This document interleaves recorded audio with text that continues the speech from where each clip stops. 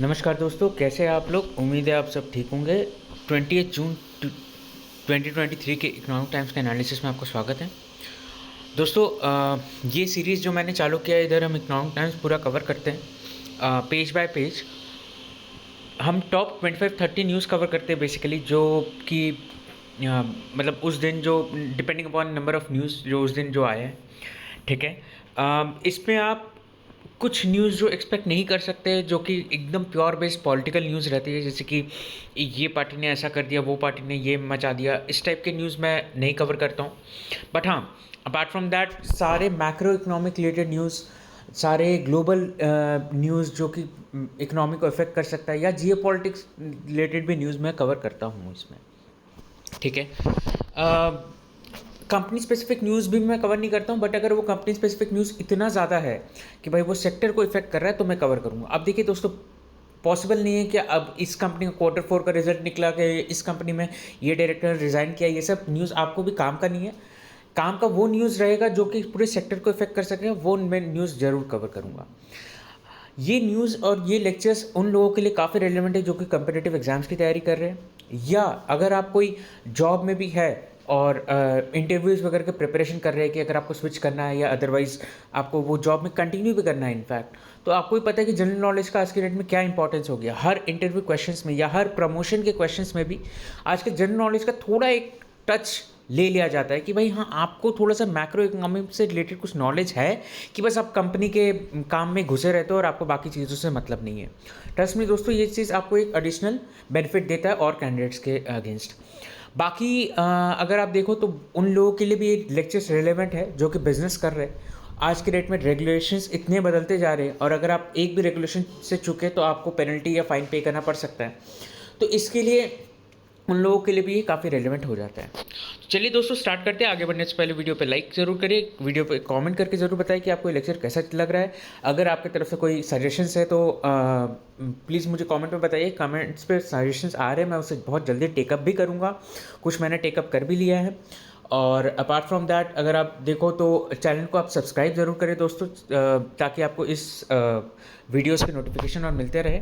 मैं time to time रोज़ ये newspaper analysis लेके आऊँगा। पिछले जब से मैंने चालू किया है तब से एक भी दिन मिस नहीं हुआ। आप एक बार चेक भी कर सकते हैं प्लेलिस्ट।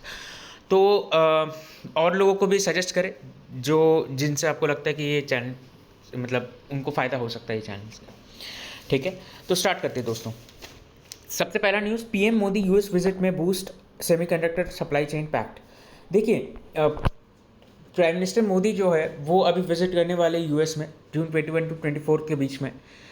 इनका मेन एजेंडा जो प्राइवेट कंपनी से मिलने का है, वो कुछ कुछ सेक्टर्स में है, जैसे कि सेमीकंडक्टर। सेमीकंडक्टर आज के डेट में काफ़ी फोकस में है इंडिया में। आपने देखा होगा, मैंने पढ़ाया भी था कि इसमें कि ताइवान में इंडिया जो है पिच कर रहा है फॉक्सकॉन को कि भाई आप आके सेमीकंडक्टर का प्लांट सेटअप करो।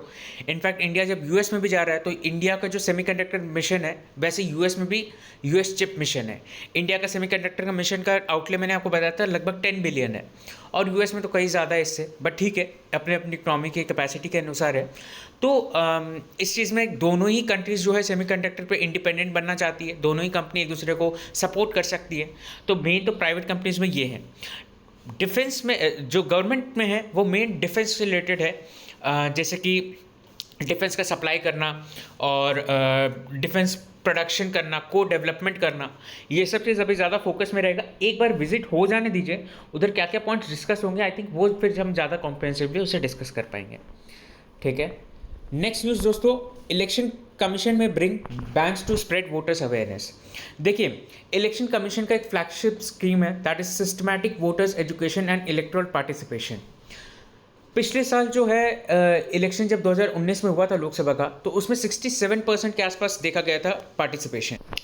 इस बार इलेक्शन कमीशन का टारगेट है 75%। तो इलेक्शन कमीशन वो सेगमेंट ऑफ सोसाइटी को काफ़ी रोप इन कर रही है, जिससे उनको लगता है कि जो जनता से काफ़ी अटैच्ड है, जनता से काफ़ी डे टू डे में इंटरेक्शन कर रही है। तो उसमें से सबसे अगर आप देखो तो सबसे कॉमन नेम बैंक आता है। तो बैंक को इलेक्शन कमीशन ओपन कर रही है कि भाई आप अपने बैंक्स में जो है एक होर्डिंग लगाइए कि भाई इलेक्शन के लिए जाइए, वोट दीजिए, वोटर आईडी कार्ड में अपना नाम अपडेट करवाइए, अपने डिटेल्स अपडेट करवाइए, अगर कुछ गलत है तो वगैरह वगैरह। बैंक्स हो सकता है आपको मैसेज भी करें कि भाई आप वोटिंग करने के लिए ज़रूर जाए। तो ये सब चीज़ अब बैंक्स भी आ रही है इस चीज़ को प्रमोट करने के लिए। बैंक से ये चीज़ रिक्वेस्ट करिए कि भाई आप ये चीज़ के मैं एक्टिविटी के लिए तैयार तो हूँ, बट आप इस चीज़ के लिए हमें CSR का वो दे दो, मतलब ये एक्टिविटी जब हम करेंगे जितना भी हमारा एक्सपेंडिचर होगा we can claim that as CSR। तो फाइनल मीटिंग जब होगा उससे और डिसीजन पता चलेगा। तो अगर ये ऐसा होता है तो आई एम श्योर कुछ ना कुछ तो इफेक्ट पड़ेगा ही वोटर के काउंट में।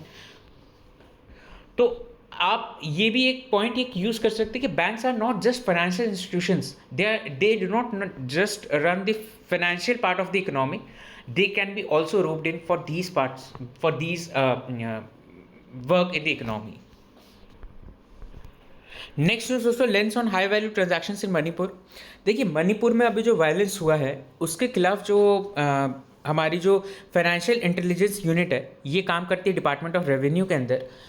वो अभी थोड़े से क्या कर रही है कि हाई वैल्यू ट्रांजैक्शंस को थोड़ा नोटिस कर रही है कि भाई कौन से हाई वैल्यू ट्रांजैक्शंस हुए पिछले 6 मंथ्स में, क्या ये फंडिंग के हिसाब से तो नहीं हुआ है। इनफैक्ट इन लोग ने जब ये सर्वे किया तो उसमें से बहुत सारे पॉसिबल ट्रांजैक्शंस निकल आए जिसमें से लग रहा है ऐसा सस्पिशियस ट्रांजैक्शंस है जो कि कुछ NGOs बोल लो या कुछ सिविल सोसाइटी के बीच में या कुछ इनफैक्ट ऐप्स के थ्रू भी, जो बेटिंग ऐप्स के थ्रू भी वो मनी जो है ट्रांसफ़र हुआ है। तो अब इसके इन्वेस्टिगेशन के मतलब डिटेल में और पता चलेगा कि क्या सचमुच ये कहीं से स्पॉन्सर्ड था वायलेंस, कि ये सचमुच इन लोगों जो रहते वहाँ का सही में ये मुद्दा है। देखिए मुद्दा तो है ही, मतलब प्रॉब्लम तो है ही वो मेती कम्युनिटी में, लेकिन अब ये किस हद तक उस इतना जेन्युइन प्रॉब्लम था कि इतना बड़ा वायलेंस हो गया, इसलिए देखा जा रहा है कि भाई ये कहीं स्पॉन्सर्ड तो नहीं था, ये प्रॉब्लम को बढ़ा चढ़ा के तो नहीं किया गया। तो देखते हैं आने वाला टाइम में इसमें क्या इन्वेस्टिगेशन में क्या निकल आता है, फिर हम इससे डिस्कस कर लेंगे। फेम टू ईरान EV कंपनीज में फेस एक्शन। देखिए मैं आपको बता देता हूँ ये चीज़ है क्या। गवर्नमेंट ने फेम स्कीम निकाला था, faster adoption and manufacturing of electric vehicle scheme. तो इसमें क्या है स्कीम के दौरान कि भाई वो कंपनीज जो कि इलेक्ट्रिक व्हीकल्स प्रोड्यूस कर रहे हैं उनको कौन सा इंसेंटिव दिया जाएगा। इनफैक्ट PLI में भी ऐसा है कि भाई PLI में भी चीज़ है कि भाई आप एक टर्नओवर के ऊपर अगर EV व्हीकल्स या कोई भी अलग अलग सेक्टर्स के चीज़ अगर आप टर्नओवर के ऊपर क्रॉस कर जाते हो तो 6% आपको इंसेंटिव दिया जाएगा। तो अब क्या हो रहा है, बहुत सारी EV कंपनीज क्या किए हैं, इन लोगों ने चाइना से ही इंपोर्ट करके लोकलाइजेशन नॉर्म्स को वायलेट करके, दैट इज एक मतलब फेम का एक है ना प्रोविजन कि भाई आपको इतना लोकल गुड्स तो प्रोक्योर करना पड़ेगा, इतना तो आपको कम से कम वैल्यू एडिशन करना पड़ेगा इंडिया में, तब तो जाके आप ये बोल सकते हो कि इंडिया में प्रोड्यूस हुआ, नहीं तो हम इंपोर्ट करके बस एक टैग लगा के बेचने से तो हम आपको स्कीम इंसेंटिव तो नहीं देंगे। तो इसीलिए लोकलाइजेशन को इन लोगों ने एक गलत तरीके से दिखाया कि हाँ भाई हम लोग ने प्रोक्योर किया, बट जो कि प्रोक्योर किया नहीं है। बहुत सारे कंपनीज ऐसा दिखाया और उसके कारण क्या हो रहा है, अब गवर्नमेंट ये चीज़ बोल रही है कि भाई हम उनका सब्सिडी छोड़ो, हम तो उनका अब फ्यूचर सब्सिडी भी कैंसिल कर देंगे। लास्ट 15 मंथ्स में उन लोगों ने जितना सेल किया होगा उनके हिसाब से उनको जितना बेनिफिट मिलने वाला था वो सबको हम हटा देंगे। गवर्नमेंट काफ़ी स्ट्रिक्ट एक्शन ले रही है इस चीज़ को लेकर। नेक्स्ट न्यूज़ दोस्तों, Gita press rejects 1 crore cash award for Gandhi peace prize. देखिए गीता प्रेस एक ऑर्गेनाइजेशन है जो कि काफ़ी रिलीजियस बुक्स जो है पब्लिश करती है।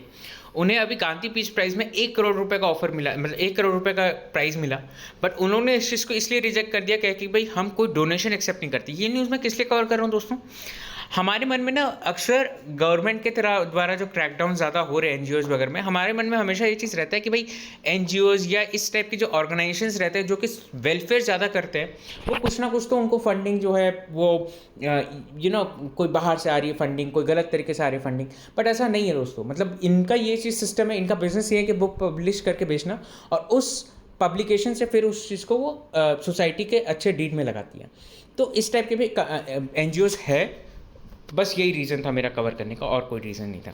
नेक्स्ट न्यूज़ दोस्तों, Khalistan tiger force chief Hardeep Nijjar shot dead in Canada. देखिए, हालांकि पॉलिटिकल न्यूज़ है, बट ये थोड़ा इंपॉर्टेंट न्यूज़ है आपके लिए समझने के लिए कि भाई, क्योंकि अभी इंडियन एम्बेसी पे काफ़ी अटैक हुआ था इधर कनाडा में, इंडियन एम्बेसी के बाहर। तो अभी जो खालिस्तानी के ऊपर काफ़ी क्रैकडाउन जो कर रहे हैं। अभी तो ये फिलहाल जिसने ये किया है, टाइगर फोर्स के चीफ को जिसने मारा है, ये वो अभी अनआइडेंटिफाइड मैन है। ये ऐसा नहीं कि पुलिस वाले ने मारा या कोई आर्मी ने मारा, ये अभी अनआइडेंटिफाइड है। और पिछले महीनों में 3 जन की खालिस्तान की मौत हो गई है, उनको शॉट कर दिया गया है। तो ये जो है, ये अभी जिनको शॉट किया गया हरदीप सिंह निज्जर, इनका ये टाइगर फोर्स के चीफ थे, ठीक है।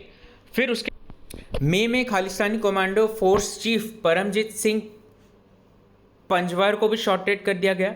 और उसके बाद अमृतपाल सिंह को भी अरेस्ट कर लिया गया था इंडिया में, आपको ये चीज़ पता है, ठीक है। और अमृतपाल सिंह जिस ऑर्गेनाइजेशन से बिलोंग करते थे, उनके भी चीफ जो है अवतार सिंह खांडा, उनको भी शॉट डेड कर दिया गया था लंदन में। तो ये काफ़ी क्रैकडाउन चल रहा है खालिस्तानी के खिलाफ। ये एक छोटा सा बस न्यूज़ था। उसके बाद दोस्तों, use 70% MNREGA funds and 49% poor and water deficient blocks government panel. देखिए, गवर्नमेंट की तरफ से क्या सजेशन गया है कि भाई, आप जो है मनरेगा में वन साइज फिट्स ऑल वाला पॉलिसीज हटा दीजिए। मनरेगा एक स्पेसिफिक कम्युनिटी को टारगेट करता है, that is poorest of the poor, ठीक है। मनरेगा आपके ये कोई पॉलिटिकल स्कीम नहीं है कि भाई एम्प्लॉयमेंट बांटते जाओ, वोट खींचते जाओ, नहीं। मनरेगा बहुत ही इंपॉर्टेंट स्कीम है। इसके आउटले जो कि गवर्नमेंट के लिए एक बहुत बड़ा प्रॉब्लम बन रहा है। गवर्नमेंट इस साल का आउटले रखा है लगभग 66,000 करोड़, और पिछले साल से ये लगभग समझ लो थोड़ा डाउन है, मतलब 83,000 84,000 के आसपास था पिछले साल, एग्जैक्ट नंबर आप देख लीजिएगा। लेकिन अब इस साल जो है कम हो गया है। गवर्नमेंट का ये चीज़ कहना है कि भाई, ये राइजिंग मनरेगा स्पेंडिंग जो है, इसको थोड़ा कट डाउन करने के लिए, उसके लिए उन्होंने एक पैनल भी बैठाया। पैनल का ये रिकमेंडेशन आया कि अब जो 70% मनरेगा फंड है, वो सिर्फ आप 49% poor and water deficient block में लगाओ, ठीक है। मतलब बाकी का 30% आप फिर पूरे इंडिया में पूरे डिस्ट्रीब्यूट कर दो इंडिया में फॉर मनरेगा, ठीक है। इससे क्या होगा, जिस सेगमेंट को आप टारगेट करना चाहते हो, that is poorest of the poor, या जिस इंफ्रास्ट्रक्चर को आप बिल्डअप कर रहे हो, जैसे पॉन्ड्स वगैरह जो खोदते हैं मनरेगा में, ताकि वाटर डेफिशिएंट एरिया में जब भी बारिश हो थोड़ा बहुत, वो पानी कलेक्ट हो जाए और लोग जो है उससे टाइम टू टाइम उसे यूज़ कर पाए, सो दैट अगर पानी नहीं भी होता है या पानी का डेफिशिएंसी भी होता है, तो हम उस पानी को एटलीस्ट यूज़ कर पाए। तो इस टाइप का स्कीम्स को ज़्यादा प्रमोट करने के लिए मनरेगा बोल रहा है। और बाकी ऐसा नहीं कि आप मनरेगा उठाए और सारे स्टेट्स में इक्वली डिस्ट्रीब्यूट कर दिया, नहीं। फिर उन्होंने कुछ हाईलाइट भी किया कुछ प्रॉब्लम्स को, कि भाई मनरेगा में प्रॉब्लम्स हो रहे हैं, जैसे कि आपका जो आधार लिंक पेमेंट सिस्टम है, उससे प्रॉब्लम हो रहा है। ऑनलाइन जो आप मोबाइल के थ्रू आप जो अटेंडेंस मार्क करते हो, उससे प्रॉब्लम हो रहा है। तो उन प्रॉब्लम्स को भी इन्होंने बोला कि हम टेकअप करेंगे। फिर नेक्स्ट न्यूज़ दोस्तों, 14 more dead in Ballia heat wave, toll reaches 68। देखिए, एक्चुअली दोस्तों क्या है कि हीट वेव अभी भी आपको पता है कि काफ़ी ज़्यादा हो रहा है, गर्मी अभी भी पड़ रही है, बारिश का सीज़न आ चुका है, बट वो टेम्परेचर से रिलीफ मिला है, बट उतना हद तक नहीं मिला जितना हर साल मिलता है। अभी क्या है, बलिया डिस्ट्रिक्ट यूपी में काफ़ी ज़्यादा हीट वेव के कारण लोगों की डेथ हो रही है। 68 people have died because of this heat wave. Doctors are claiming that is not probably because of only heat wave, people are getting panic, इसीलिए वो हॉस्पिटल्स रश कर रहे हैं, वो ब्रेथलेसनेस के कारण, और उसके कारण ही इनका जो है ये थोड़ा बहुत डेथ, वो सब चीज़ से भी लिंक्ड है कि लोग पैनिक ज़्यादा कर रहे हैं। तो अब गवर्नमेंट ऑफिशियल्स जो है इस चीज़ को ध्यान दे रही है, बट ये तो अब ये तो क्लाइमेट चेंज के कारण है, तो अब क्लाइमेट चेंज जो किया नहीं है उसको ज़्यादा सफ़र करना पड़ता है, जैसे कि गरीब लोग। तो ये चीज़ है कि अभी थोड़ा इन्वेस्टिगेशन से और पता चलेगा। यूपी गवर्नमेंट भी अब थोड़ा प्रोएक्टिवली देख रही है इस चीज़ को, ये क्या समझ रही है कि ये क्या हो रहा है और किस लिए हो रहा है। नेक्स्ट न्यूज़ दोस्तों, 1/3 of eateries income come from delivery apps. देखिए, डिलीवरी ऐप्स जो है जैसे कि स्विगी, जोमेटो, ये सब जो है आपका ऑलमोस्ट 33% ऑफ इनकम होल्ड कर रही है। किसके लिए? जो रेस्टोरेंट्स वगैरह हैं।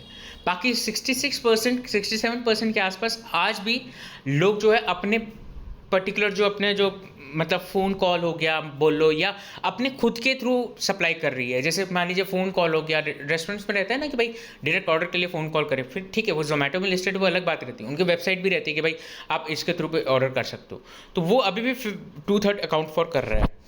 आपको ये चीज़ पता होगा कि जोमेटो और स्विगी में जो प्राइसेस जो लिस्टेड रहते हैं, that is more than what actually restaurant costs. Why? Because they have to shed a good percentage of amount of commission to these platforms like Zomato Swiggy. ठीक है, तो मतलब मेरे कुछ फ्रेंड्स काम करते तो इसमें वो बता रहे थे कि 30% के आसपास जोमेटो स्विगी को कमीशन देना पड़ता है इनको, just to list there this thing. मतलब वो हर सेलिंग पे वो देंगे।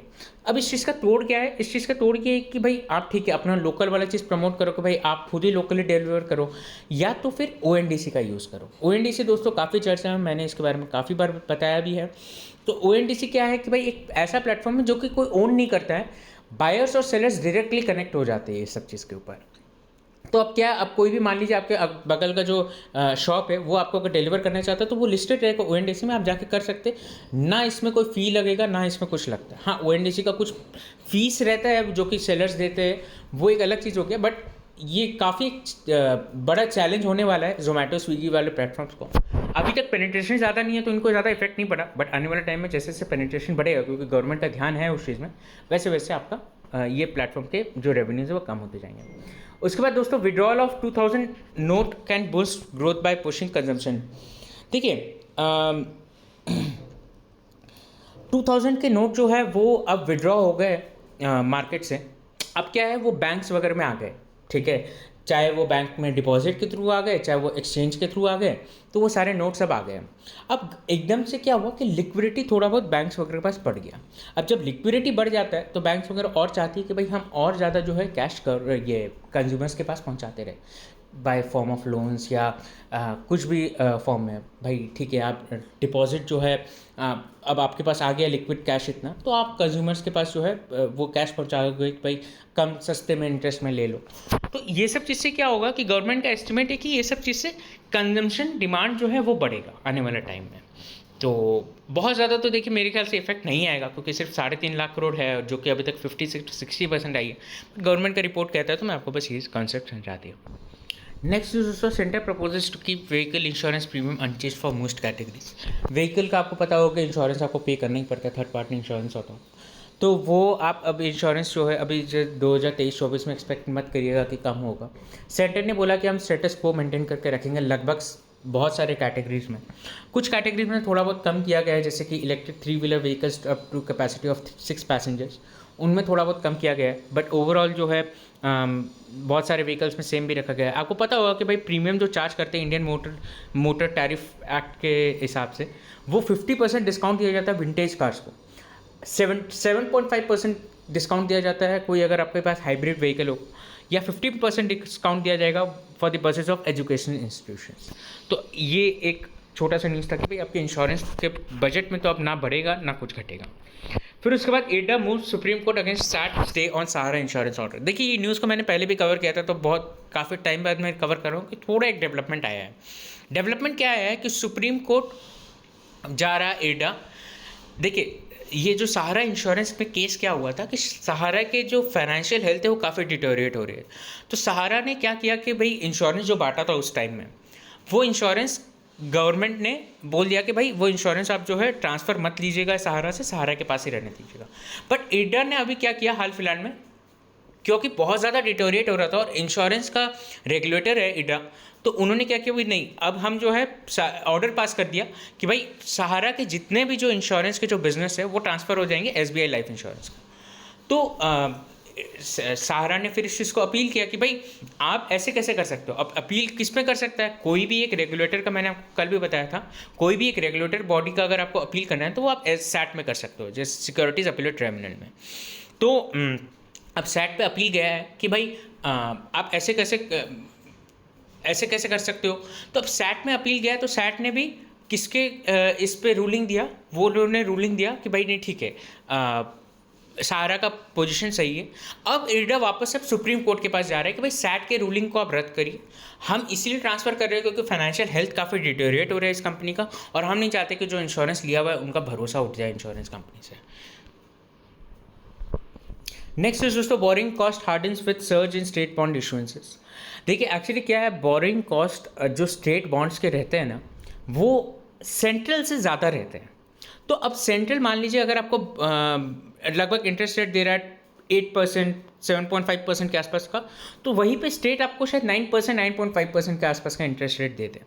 ठीक है, तो अब इससे क्या हो रहा है, सेंटर के ऊपर एक प्रेशर बन जा रहा है कि भाई हमें भी अब इंटरेस्ट रेट बढ़ाना पड़ेगा, सो दैट, क्योंकि देखिए अभी क्या है, सेंटर ही ज़्यादा बॉन्ड इशू कर रही है, तो सेंटर के बॉन्ड सब्सक्राइब हो रहे हैं। अब जब स्टेट्स इशू करने लगेंगे, स्टेट्स किस लिए इशू कर रहे हैं, इनका रिपोर्ट का कहना है कि भाई एक तो slow down in general nominal GDP हो गया स्टेट्स के उस पर, फिर उसके बाद सेस जो मिल रहा था स्टेट्स को जीएसटी के ऊपर, वो अब मिलना हो गया, कम हो गया।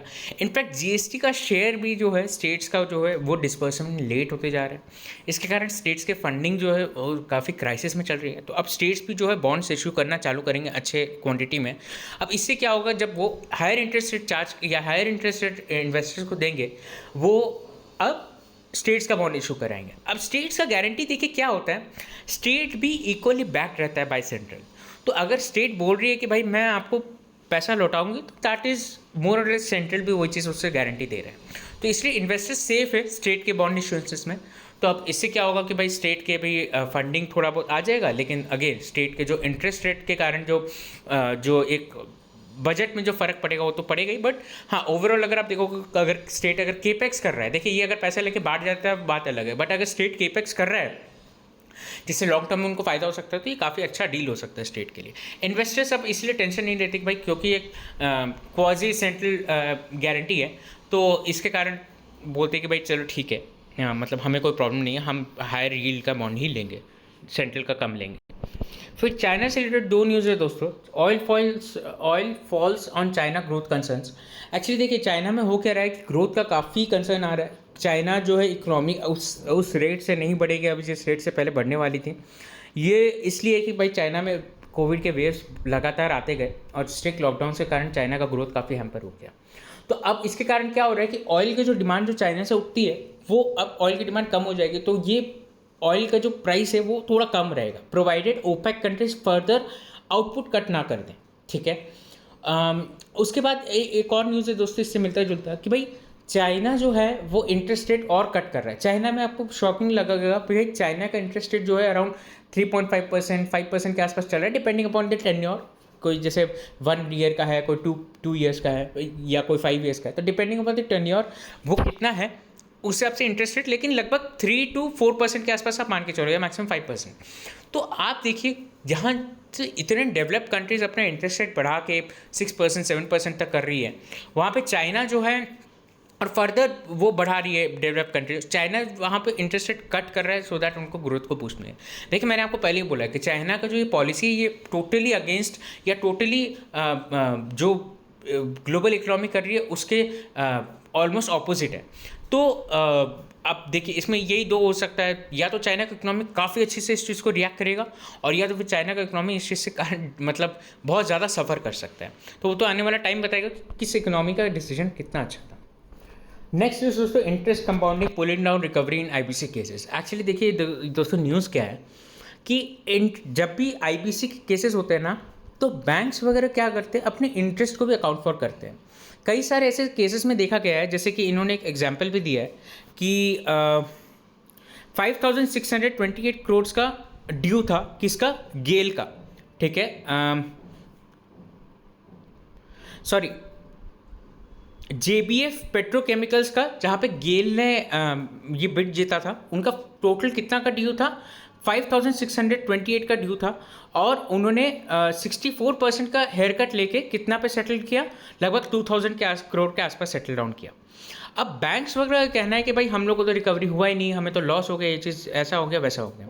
अगर आप उस केस को थोड़ा सा और देखें तो बैंक वगैरह जो कह रही है कि 64% का हेयर कट हुआ है, ये चीज़ गलत है, क्योंकि 5,628 में 4,000 करोड़ जो है वो लगभग आपका प्रिंसिपल अमाउंट था, बाकी जो है इंटरेस्ट अमाउंट था। तो प्रिंसिपल अमाउंट से उनको हेयर कट देखा गया, तो वो हेयर कट उनका प्रिंसिपल अमाउंट से सिर्फ 50% था। क्लेम कितना करे थे, 64%, है कितना एक्चुअली, सिर्फ 50%। तो ऐसे कई सारे और भी केसेस है, जैसे कि और भी इन पर केस दिया हुआ है कि Bhushan Bhushan power and steel का जो है 48,000 के आसपास उनका ड्यू था, बट उसमें से प्रिंसिपल अमाउंट सिर्फ 20,000 करोड़ के आसपास था। बैंक वगैरह और ज़्यादा क्लेम करे भाई हमें तो कुछ रिकवरी नहीं होता, आईबीसी का प्रोसेस ही खराब है, इतने कम रिकवरी रेट है। तो अब ये चीज़ बोला जा रहा है कि भाई इंटरेस्ट कंपाउंडिंग को आप ऐसे अकाउंट फॉर नहीं कर सकते हो। इंटरेस्ट कंपाउंडिंग को अगर आप ऐसे अकाउंट फॉर करोगे तो आईबीसी का जो रिकवरी वो कम ही लगेगा। आप इंटरेस्ट का कंपोनेंट को हटाओ, आप बताओ आपका मूल जो पैसा है दैट इज प्रिंसिपल अमाउंट वो कितना रिकवर हो गया, उस बेसिस पे हम आईबीसी अच्छा है कि खराब है उसको जज करेंगे, ठीक है। क्योंकि इंटरेस्ट तो क्या है दोस्तों, जब तक वो आईबीसी का केसेस चलते रहेगा तब तक इंटरेस्ट कंपाउंड होता रहेगा, चाहे वो 2 साल हो चाहे वो 3 साल हो। तो ऐसे करते करते तो आपका इंटरेस्ट इतना बढ़ जाएगा कि आपका प्रिंसिपल अमाउंट एक्सीड कर जाए। तो फिर अगर हम देखेंगे तो रिकवरी क्या हुआ, रिकवरी सिर्फ 20% 30% हुआ बाकी, लेकिन अगर आपका प्रिंसिपल अमाउंट पे हो सकता है वो 70% 80% रिकवरी दिखे। तो इस हिसाब से आईबीसी केसेस को थोड़ा सा वो मतलब उनका ट्रांसपेरेंसी को बढ़ाने के लिए, उनका इफेक्टिवनेस को बढ़ाने के लिए प्रिंसिपल जो इंटरेस्ट अमाउंट है उसे थोड़ा कम देखा जाएगा, या इंटरेस्ट अमाउंट को जो देख रहे हो उससे कम इफेक्ट आ रहा है, ऐसा रिपोर्ट का कहना है। नेक्स्ट न्यूज़ दोस्तों, TRAI seeks views on sandboxing norms. देखिए ये न्यूज़ काफ़ी छोटा सा है। ट्राई ने बस एक रिकमेंडेशन मंगवाया है कि भाई सैंडबॉक्सिंग हम कैसे कर सकते हैं, अलग अलग टेक्नोलॉजी जो आ रही है अभी। देखिए सैंडबॉक्सिंग नॉर्म्स होता क्या है, एक क्लोज एनवायरनमेंट में आप अपना टेक्नोलॉजी लाके हमें दिखाओ एंड हम उस चीज़ को उसी क्लोज एनवायरनमेंट में यूज़ करेंगे एंड देखेंगे कि हम इसको अगर जब यूज़ कर रहे हैं तो क्या क्या प्रॉब्लम्स आ सकते हैं एंड उस प्रॉब्लम्स के बेसिस पे हम अपना रेगुलेशन बनाएंगे। क्योंकि दोस्तों देखिए आज के डेट में इतना इनोवेशन आ रहा है कि अगर आप पहले उस चीज़ को टेस्ट करके नहीं कराओगे, रेगुलेशन नहीं लोगे, तो इतना इनोवेशन के कारण हो क्या रहा है दोस्तों, प्रेडिक्ट करना बहुत मुश्किल है कि मार्केट में जब ये टेक्नोलॉजी जाएगा तो कैसे क्या इफेक्ट होगा, उस चीज़ को अभी से रेगुलेट करना काफ़ी मुश्किल है। तो एक क्लोज एनवायरनमेंट में जब आप करते हो इसको, उसे हम कहते हैं सैंडबॉक्सिंग। तो वो सैंडबॉक्सिंग जो है अभी ट्राई वो चीज़ कर रही है अलग अलग टेक्नोलॉजीज़ का, सो दैट वो अपना एक रिकमेंडेशन दे पाए कि भाई हम इसे ऐसे रेगुलेट कर सकते हैं। नेक्स्ट इज दोस्तों, Xi Blinken agree to boost ties in rare Beijing talks. ये कुछ नहीं दोस्तों, ये मैं तो कहूँगा बस एक जेस्चर मीटिंग है या कर्टसी मीटिंग है, इससे कोई बहुत ज़्यादा आउटकम तो मैं एक्सपेक्ट नहीं कर रहा हूँ। बट हाँ न्यूज़ है तो मैं कवर कर ले रहा हूँ कि भाई यूएस सेक्रेटरी जो है एंटनी ब्लिंकन चाइना के प्रेसिडेंट शी जिनपिंग से मिले। उन्होंने ये चीज़ बोला कि भाई चाइना और यूएस जो है काफ़ी एक दूसरे को हेल्प करेंगे, काफ़ी अच्छा रिलेशंस मेंटेन करके रखेंगे, दोनों सुपर पावर से तो दोनों एक दूसरे के काम आ सकते हैं। यूएस को उन्होंने बोला कि भाई आप थोड़ा सा ताइवान वाले मुद्दे पे थोड़ा कम ध्यान दीजिए, वो हमारा इंटरनल इशू, हम इश्यूज़ को सॉर्ट आउट करेंगे वगैरह वगैरह बातें हुई है। बस इस पर कोई खास आउटकम नहीं होगा मेरे हिसाब से। फिर उसके बाद फाइनेंस मिनिस्टर जो है, finance minister secretary over budget capex, actually finance ministry की जो सेक्रेटरीज है वो लोग बजट केपेक्स में मतलब मिल रहे हैं, एज इन जो बजट है उसमें कैपिटल एक्सपेंडिचर को कैसे बढ़ाया जा सकता है और रेवेन्यू एक्सपेंडिचर को कैसे कम किया जा सकता है, उसके बेसिस पे अभी मीटिंग हो रही है। मीटिंग हो रही है और भी, क्योंकि गवर्नमेंट का देखिए फोकस ये है कि भाई हम रेवेन्यू एक्सपेंडिचर को कम से कम करें, केपेक्स को बढ़ाएं ताकि लॉन्ग टर्म में इकोनॉमी को बेनिफिट हो। उसके बाद दोस्तों नेक्स्ट न्यूज़ है, mandatory AC for truck soon, Gadkari. Trucks वगैरह के लिए एसी जो है नितिन गडकरी कह रहे हैं कि अब हम कंपल्सरी करना चालू करेंगे, सो दैट ट्रक ड्राइवर्स जो कि इतना हीट वेव और इतना गर्मी में ट्रक्स चलाते हैं उनको भी थोड़ा सा इस चीज़ से राहत मिले। तो इस चीज़ के लिए एसी जो है कंपल्सरी किया जाएगा। नेक्स्ट न्यूज़ दोस्तों, फूड ग्रेन प्राइसेस अब 5 to 15% है, डिलेड मानसून हिट सोइंग।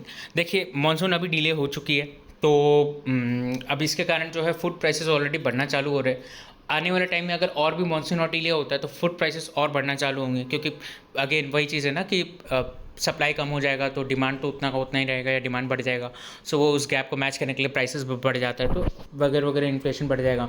अब प्रॉब्लम ये है दोस्तों कि इन्फ्लेशन अगर बढ़ेगा तो फट से फिर आरबीआई क्या करेगा, इंटरेस्ट रेट को बढ़ा देगा, एंड इंटरेस्ट रेट को बढ़ा देने से क्या होगा, ग्रोथ वो जो अब हमारा 7% के आसपास प्रेडिक्टेड ग्रोथ रेट है वो कम हो जाएगा। तो इसका लॉन्ग टर्म इफेक्ट मैंने आपको पहले ही बताया, तो देखते क्या होता है आगे। MCA planning to intensify drive against shell companies. MCA जो है प्रॉपर शेल कंपनीज को पूरा उड़ान देने के उस पर है कि भाई अब शेल कंपनीज जो है वो नहीं रहेगी, ईडी वगैरह सबको इस चीज़ को इन्वेस्टिगेट करेगी, क्योंकि देखिए शेल कंपनी से दोस्तों फंडिंग आते हैं, आउट बाहर से फंडिंग आती है कि भाई टेररिज्म फैलाओ या कुछ भी करो इंडिया में, तो इस सब चीज़ के कारण शेल कंपनीज का जो है एक क्रैकडाउन करने में लगी हुई MCA। आज का लास्ट न्यूज़ दोस्तों, internet companies made dissent note against IMI's stand on e competition bill. देखिए, आईएमआई जो internet and mobile association of India है, उनका पहले मतलब उनका भी हाल फिलहाल में इलेक्शन हुआ। इलेक्शन के पहले उन्होंने दिया था एक ई कॉम्पिटिशन बिल, जिसमें उन्होंने एक्स एंटे रेगुलेशन के लिए सपोर्ट किया था। एक्स एंटे रेगुलेशन क्या होता है? आने वाला टाइम में टेक्नोलॉजी कैसा होगा उसको प्रेडिक्ट करिए और उसके बेसिस पे आज रेगुलेशन करिए। तो स्टार्टअप कंपनीज बोले भाई ये बेवकूफ़ हो गया, मतलब आज हमारा इसी रेगुलेशन में हालत ख़राब हो रहा है सब चीज़ों को कंप्लाई करने का, तुम आने वाला टाइम में टेक्नोलॉजी को प्रेडिक्ट करके आज से रेगुलेट करोगे तो तुम सिर्फ अपने हिसाब से चीज़ों को चला रहे हो। इलेक्शन हुआ, सारे जो बड़े बड़े प्लेयर्स हैं उनको साइड कर दिया गया और छोटे मोटे प्लेयर्स विनर्स रहे। तो अब उन्होंने वो चीज़ के लिए बोला है कि भाई हम लोग ने जो उस समय जो पिटीशन दिया था, मतलब इस समय जो ई कॉम्पिटिशन बिल सबमिट किया था, उसके खिलाफ अभी हम वो कर रहे हैं, मतलब उसके खिलाफ जो अभी हम प्रोटेस्ट कर रहे हैं या उसके खिलाफ हम डिसेंट नोटिस जारी कर रहे हैं। That's it from my side दोस्तों। उम्मीद है आपको वीडियो पसंद आ रहा होगा। वीडियो पे लाइक ज़रूर करिए, कमेंट करके ज़रूर बताएं आपको वीडियो कैसा लग रहा है और सब्सक्राइब करना ना भूलें। Have a nice day.